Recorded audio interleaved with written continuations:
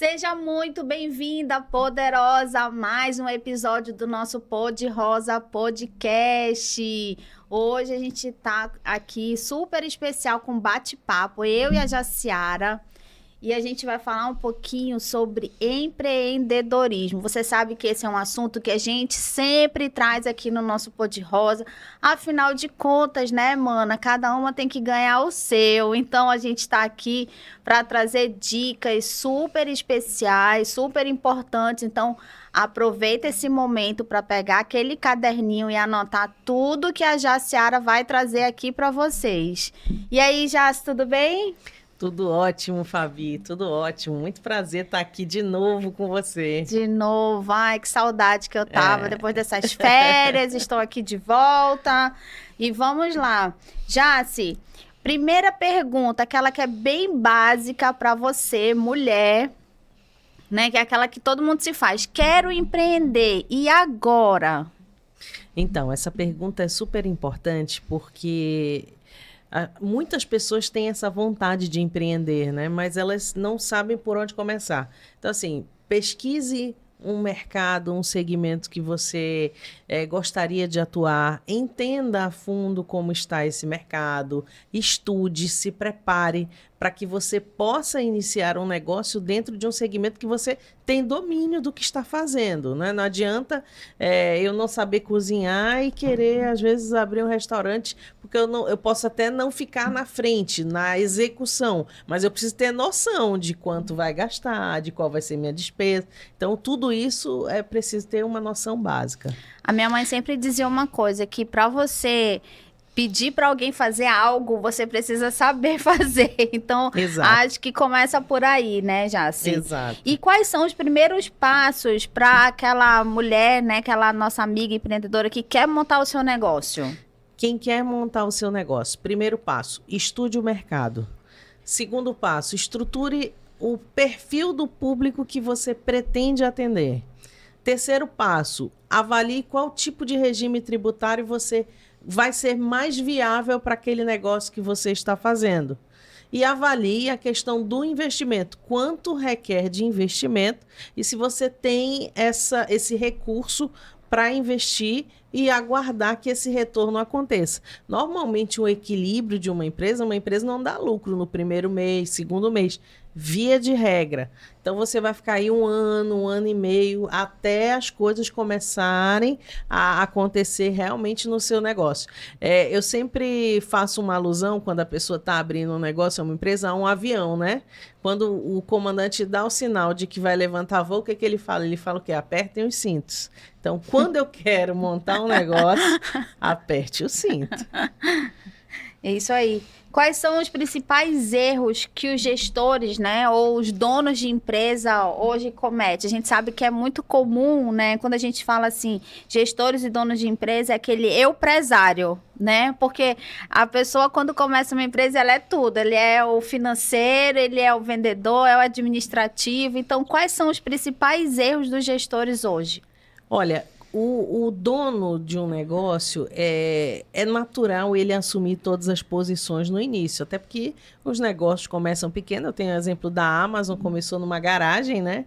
E hoje é o que é. Mas, assim, um erro que prejudica muito é a não tomada de decisões. Se eu sei que, por exemplo, eu preciso tomar uma determinada decisão, seja de promover, seja de desligar um funcionário, ou seja uma decisão impopular dentro do meu negócio, ou seja não ter aquele parente na minha empresa que não agrega, por exemplo, essa não tomada de decisão prejudica. É essa mistura do CNPJ com o CPF, é usar a conta da empresa para pagar minha conta pessoal e as coisas se misturarem dessa forma. Então, acho que não tomar decisão e misturar muito as coisas são dois prejuízos que o próprio dono causa para o seu negócio. E os principais desafios, né, que a gente pode enfrentar dentro de uma empresa, e quais seriam as dicas que você pode dar para a gente conseguir superar esses desafios? Os desafios são os recursos, né, Fabi? Não é simples você equilibrar uma empresa logo nos primeiros meses. Então, você ter que lidar com a incerteza, você ter que lidar com um mercado que muda, né, todos os dias, você ter que lidar com uma carga tributária do Brasil gigantesca e que não tem retorno para o empreendedor muitas vezes, mas você precisa honrar os seus tributos, que é o correto a fazer, né? Então, assim, tem N desafios, o medo de empreender, o investimento que você fez não ter esse retorno. Então, tem muitos desafios, mas, assim, a perseverança, a constância, a organização, a gente sempre conversa, né, que desorganização dá prejuízo. Então, organizar, estruturar, planejar, medir os KPIs que você definiu como critérios vão fazer muita diferença. E me fala uma coisa a respeito de mão de obra. A gente sabe que esse é um grande desafio das empresas, é a gente conseguir uma mão de obra especializada, uma mão de obra que realmente vai ser uma força de trabalho no teu negócio. Porque a maioria das pessoas, a gente sabe hoje, quer ter um emprego, não quer ter trabalho. Então, qual seria o conselho que você pode dar a respeito de mão de obra? É assim, eu acho que são 2 caminhos. O primeiro, se for contratar alguém, utilize os meios corretos. Preferencialmente, uma pessoa especializada em contratação. Se você tem uma empresa pequena, talvez você não tenha um RH que faça tudo isso. Então, você pode terceirizar isso. Então, uma pessoa que faça uma pesquisa de mercado, que contrate as pessoas corretas, que faça um diagnóstico de perfil comportamental, que é um exemplo, por exemplo, a gente conhece muito e já falou aqui sobre o DISC, né? O D, o I, né? Se eu vou contratar uma pessoa para recepcionar uma festa, vou ter que contratar um I alto, aquela pessoa expansiva, influente, que vai se comunicar, um influente. Eu não vou contratar um D alto que vai ficar de cara séria lá. Então, um profissional é a pessoa ideal para fazer isso se você não tiver um RH que tem essa capacidade de fazer isso na sua empresa. Esse é um ponto. E eu acho que o segundo ponto em relação às pessoas é, se elas não querem, você não pode querer por elas. A gente não contrata crianças, nós trabalhamos com adultos. E um adulto precisa saber o que ele quer. Se ele não quer, e eu como empresária mantenho alguém que ao longo do tempo não quer, eu estou prejudicando o meu próprio negócio. Eu quero até contar aqui um testemunho, uma experiência, posso? Que Pode. Eu aprendi com você. Pode. Estava precisando contratar uma pessoa para venda. Na verdade, eu tinha uma pessoa em vendas e eu queria contratar um administrativo. E aí, orientada pela minha amiga, aqui a gente contratou uma empresa de RH. O que é uma consultora, na verdade, né? O que essa consultora fez? Ela olhou e falou assim, essa moça que está hoje no teu departamento de vendas, e se tu colocasse ela para o administrativo e contratasse uma pessoa de vendas? Então, eu não tinha pensado nessa possibilidade. E aí, ela foi e aplicou o DISC nessa minha colaboradora, que era de vendas, e aí a gente conseguiu, e ela falou, olha, faz mais sentido você remanejá-la para o administrativo e contratar uma pessoa para vendas. E a partir daí, a gente traçou o perfil dessa pessoa de vendas e a gente conseguiu colocar, né, uma pessoa lá, e foi assim, excepcional. Aquela moça que eu achava que era de vendas, ela desempenhou muito melhor no administrativo, e a moça que nós contratamos de venda, ela também tem um desempenho assim excepcional. Então, como faz?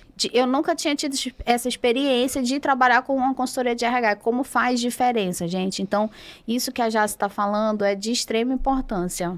Muita. A gente precisa entender o seguinte, se eu quero fazer meu cabelo, eu vou num cabeleireiro, né? Se eu quero fazer um acompanhamento médico, endocrinológico, psiquiátrico, eu vou num médico para fazer um acompanhamento. E muitas vezes, para contratar uma pessoa, eu contrato, né? para olhar o financeiro da minha empresa, às vezes eu mesmo olho quando eu posso, de repente, ter uma consultoria financeira que vai acompanhar. Então, assim, se cada um fizer a sua parte, acho que as coisas acontecem com mais excelência, porque são pessoas especialistas nisso, né? Então, é por isso que a tendência dá certo, né? Óbvio que exceções podem acontecer, mas você minimiza muito. Então, aproveitando que você falou em consultoria, né? Como que uma consultoria pode ajudar? Eu quero que tu fale da consultoria em 2 momentos. Porque, como eu, por exemplo, eu nunca achei que uma consultoria fosse importante no início de um processo. Talvez se eu tivesse feito isso, né? A gente só busca uma consultoria quando a gente tá... O empresário, que eu me enquadro nesse empresário, só busca a consultoria quando ele tá desesperado. Então, eu quero que você fale um pouquinho como que a consultoria pode ajudar nesses 2 momentos. No momento de crise e naquele momento de iniciar. Porque também é importante a gente... Eu vejo isso hoje, né? Antes de eu iniciar o negócio, eu deveria ter buscado uma consultoria. Então, eu queria que tu falasse um pouquinho desses 2 momentos. Isso é muito legal, Fabi. Por quê? Eu vou fazer uma alusão até uma obra, né? Quando você construir uma casa é mais fácil do que reformar, não é verdade? Com certeza. Quando você reforma, os teus móveis já estão dentro da casa, você muitas vezes está morando naquela casa e precisa conviver com aquela poeira, com entra e sai de pessoas. E é assim que funciona a empresa, né? Então, assim, quando a consultoria ela entra no início do negócio, você consegue planejar a tua linha do tempo e montar o teu plano estratégico de negócio. Então, você já define o perfil do teu público, o que você vai querer, como tudo isso vai se desenhar ao longo do tempo e elimina as possibilidades de erros que podem acontecer ao longo do tempo. Quando você chama uma consultoria e o problema já está instalado, aí você tem que fazer todo um diagnóstico da tua empresa, de várias áreas diferentes e começar a tratar por área. Só que esse tratamento, esse, entre aspas, medicamento, ele não funciona de uma vez. A gente vai corrigindo área por área. Então, quando o caos está muito grande, às vezes pode ser até difícil contornar, né? Então, o que eu sugiro? Uma consultoria, ela nunca é cara. Caro é falir. Caro é fechar um negócio. E não só por questões financeiras, mas porque você investiu seu tempo, você investiu seus dias, você investiu suas emoções, você investiu seus sonhos, seus projetos ali, você acreditou. Então, isso tudo tem um valor emocional muito grande. Então, assim, estruture os seus projetos da melhor forma possível para que você possa ter um resultado de qualidade lá na frente e possa ter uma forma de acompanhar a tua evolução e tenha clareza de onde você quer chegar. Acho que é basicamente isso, sabe? Que a consultoria pode trazer para a gente, ajudar. né? E aí, sim, tecnicamente, nós vamos avaliar a viabilidade, né? Qual é o ponto de equilíbrio e tudo mais. Mas, em linhas gerais, é isso. E fala um pouquinho, explica para quem está ouvindo a gente o que é um diagnóstico empresarial. Então, o diagnóstico, quando você vai fazer uma consultoria para a empresa, o primeiro passo é você fazer um diagnóstico. Então, o diagnóstico, ele, no meu caso, eu faço pelo menos 100 perguntas. Eu fiquei umas 2 semanas com a Fabi. Fabi, vamos para a parte chata. Foi mesmo. Fazer pergunta. Eu não aguento mais responder. E aí eu fui anotando as perguntas todinhas. Por quê? Porque no diagnóstico eu preciso entender o contexto da empresa todo, para que eu possa trazer para ela a clareza daquilo. É como se eu estivesse vivendo algo, mas eu não conseguisse enxergar. Que alguém de fora precisasse chegar e me mostrar, olha, é isso aqui que está acontecendo na tua empresa. Não sei se foi essa experiência. Sim, com certeza. É essa mesmo. Né? E aí você faz um questionário de perguntas e apresenta um relatório. Baseado nisso, eu trabalho hoje com um outro relatório que a gente ainda vai trabalhar lá, que é uma análise SWOT de 8 quadrantes, que além de pegar todo o diagnóstico da tua empresa e avaliar, ela monta e te dá um resultado de viabilidade da empresa. Então, ela demonstra em que cenário, já trabalhando com percentuais, a empresa se encontra de vulnerabilidade e qual é a capacidade que ela tem de reação. Considera-se pelo menos 70%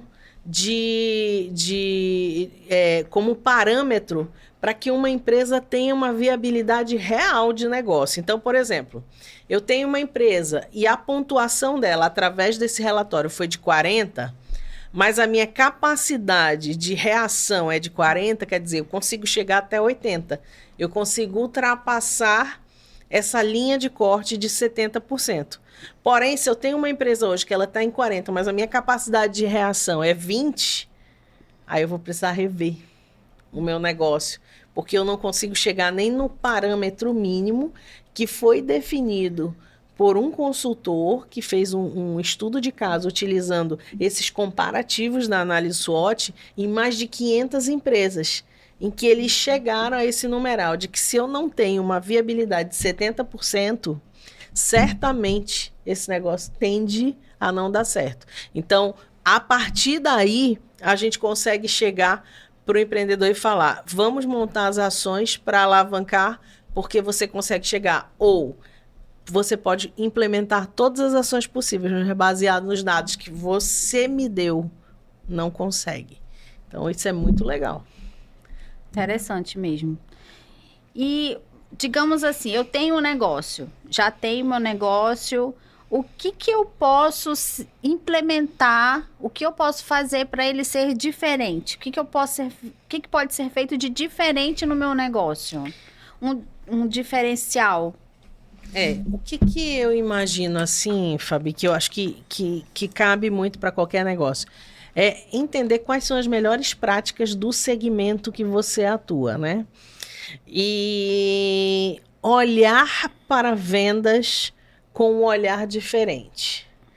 Por quê? Se eu tenho um consultório odontológico, eu preciso ter vendedor. Parece um absurdo, né? A gente está tão acostumado que a secretária vai agendar e tudo mais. Eu preciso vender. A alma de qualquer negócio, ela é venda. Eu preciso vender. Não importa se eu estou vendendo um serviço, se eu estou vendendo um consultório médico. Eu preciso vender. Eu preciso ter uma pessoa dedicada a atender esses curiosos, essas pessoas que vêm tirar dúvidas, com foco em vendas. E a gente, às vezes, tem muito milindre em ser vendedor. E é a venda onde nasce todas as coisas. Nenhuma empresa sobrevive se ela não vender. Então, além de pesquisar as melhores práticas do mercado, investir em vendas na tua empresa muda tudo. Tenho certeza que isso faz uma diferença enorme. A forma como você vende, porque a gente passou muito tempo preocupado em atendimento ao público. Então, você ser cordial, você ser atencioso, tá? Mas e a venda? Porque o que traz dinheiro pra gente não é ser cordial e atencioso, é você vender. Então, isso faz toda a diferença dentro do nosso negócio. Eu lembrei da nossa primeira conversa que não posso falar aqui.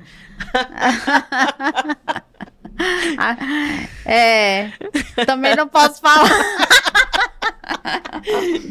Mas foi assim,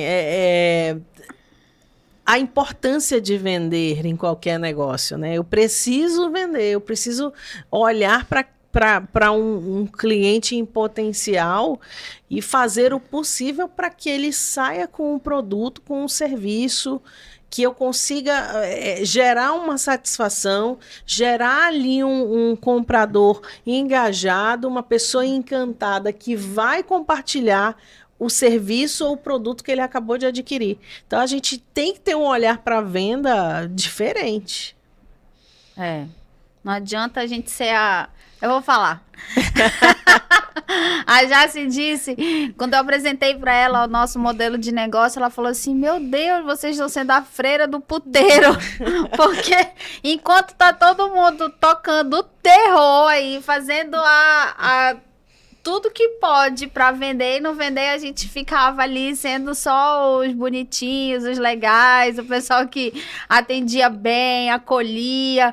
Não que a gente vá deixar de fazer isso, mas a gente precisa também fazer parte do métier do negócio também. Exatamente. Precisa vender, né? Exatamente.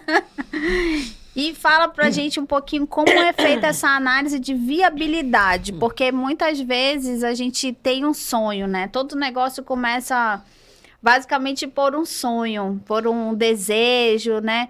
Mas é preciso fazer uma análise de viabilidade. Como é que é feito isso daí, Jace? Essa análise de viabilidade, ela está muito baseada naquela análise SWOT, né? Só que aí eu começo a cruzar informações. Porque hoje, quando eu olho o SWOT, eu vou olhar o SWOT com 4 quadrantes, né? Com oportunidades, ameaças, forças e fraquezas, do ambiente interno e externo. Quando eu começo a cruzar dados dentro desse SWOT, eu dobro o meu número de quadrantes e eu crio um percentual de pontuação. Então, eu vou conversar com a Fabi, depois do diagnóstico, vou dizer assim, marketing, qual de 1 a 5, qual o peso do marketing para ti? O meu peso do marketing é 3. E eu começo a gerar uma pontuação disso e isso me gera um relatório em que eu vou te falar, olha, teu negócio tem viabilidade em X% ou não tem viabilidade.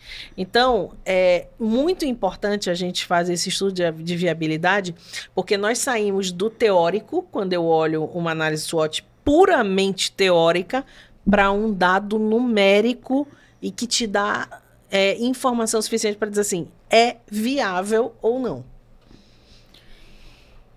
Aí, a outra pergunta que eu ia te fazer é a respeito do departamento de vendas, né? É preciso mesmo ter um departamento de vendas em qualquer negócio? Todo lugar. Se você for um pipoqueiro na rua, tem um departamento de vendas. É isso. Venda, venda, venda. Como se não houvesse amanhã.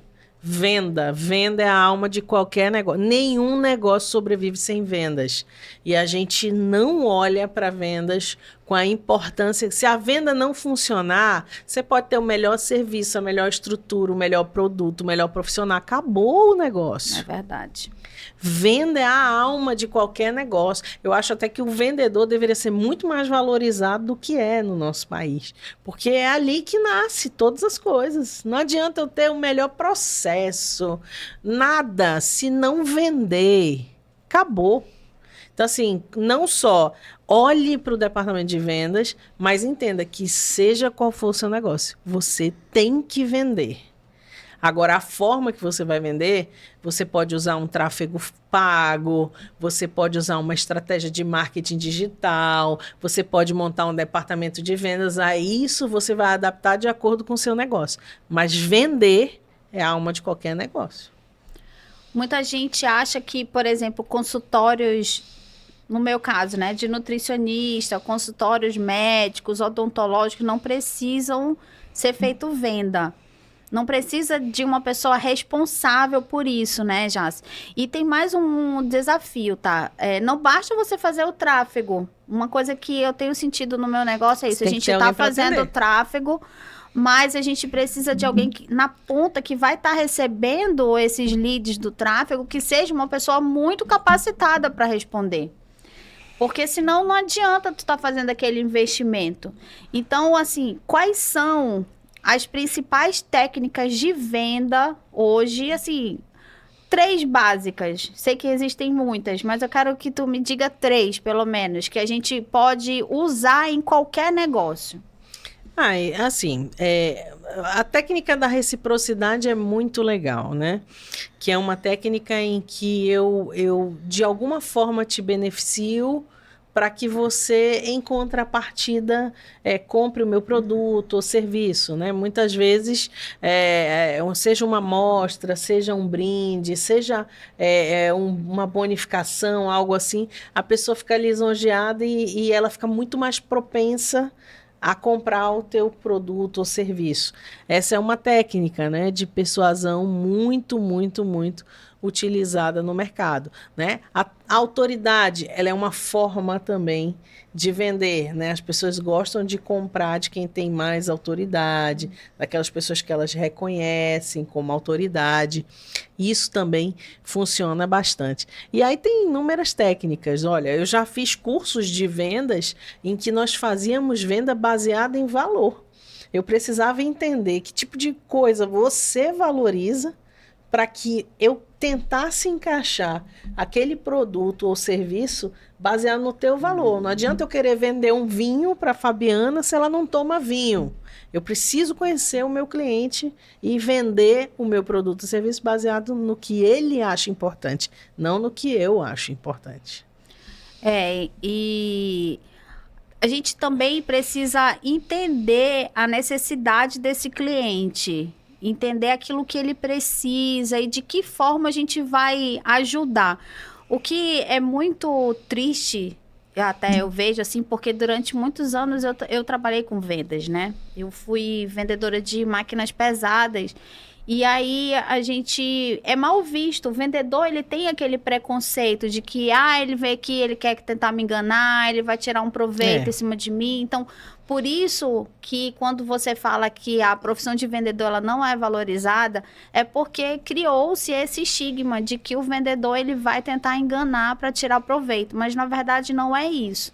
A gente precisa começar a ver isso como o vendedor como solucionador de problemas. Então, a pessoa que está fazendo a venda, ela precisa ser uma pessoa capacitada em perceber o que aquela pessoa precisa, o que aquele cliente está necessitando. É claro, pessoas mal intencionadas existem em qualquer lugar. Mas uma pessoa que ela tem mesmo essa capacidade, essa sensibilidade em ser um vendedor, ele vai entender o que você precisa de verdade, de que forma ele vai poder te ajudar. Porque se eu tenho um produto, a primeira coisa, eu entendo assim, o meu produto ou o meu serviço, ele tá ali para resolver uma dor de alguém. Sim. Então, começa que a venda é isso. Exato. E assim, Fabi, para eu atender o teu valor ou para eu utilizar uma técnica de persuasão mesmo para vendas, eu não preciso mentir. Venda técnica, né? Mas eu não preciso usar a técnica com mentira, com meias verdades. Quando o vendedor ele usa a técnica, mas com a verdade, ele ganha credibilidade. E uma coisa que sempre pesou muito, porque eu sempre digo que eu sou vendedora. Eu quero ser vendedora para sempre, porque eu acho que a venda é a alma de qualquer negócio. Honre com a sua palavra, cumpra o prometido. Se você disser, eu vou fazer isso, faça. Porque muitas vezes a tua credibilidade, ela está vinculada a isso. Olha, Fabi, amanhã eu vou fazer isso para você. Cara, amanhã eu vou te entregar. Exatamente. O mundo vai acabar, vai acontecer algum problema, mas amanhã eu te entrego. Exatamente, porque é isso que gera credibilidade. Então, muitas vezes o vendedor, por ser um I, algumas vezes alto, ter um perfil comportamental diferente, cada perfil comportamental tem uma característica. E o muito comunicativo, muitas vezes está vinculado a um desorganizado. E aí essa desorganização não honra compromisso. E esse não honrar compromisso gera uma falta de credibilidade e essa falta de reconhecimento. Então, tem muitos lados que precisam também rever os seus conceitos. Com certeza. Então, Jaci, quero te agradecer por esse bate-papo. Eu espero que você, poderosa, tenha curtido muito esse nosso bate-bola aqui, falando um pouquinho sobre empreendedorismo, sobre o eu empresária. Afinal de contas, todas nós começamos dessa forma e como a gente pode deixar de ser eu empresária, né? Então, a Jaci traz essas dicas fabulosas. Espero que a gente tenha te ajudado. E é isso. Obrigada, Jaci, pelas informações. É um prazer estar aqui sempre no Pod Rosa e não perca, assista o episódio que com certeza vai agregar bastante para o seu negócio e sucesso, que é o mais importante. É isso aí. Até a próxima, gente. Tchau, tchau.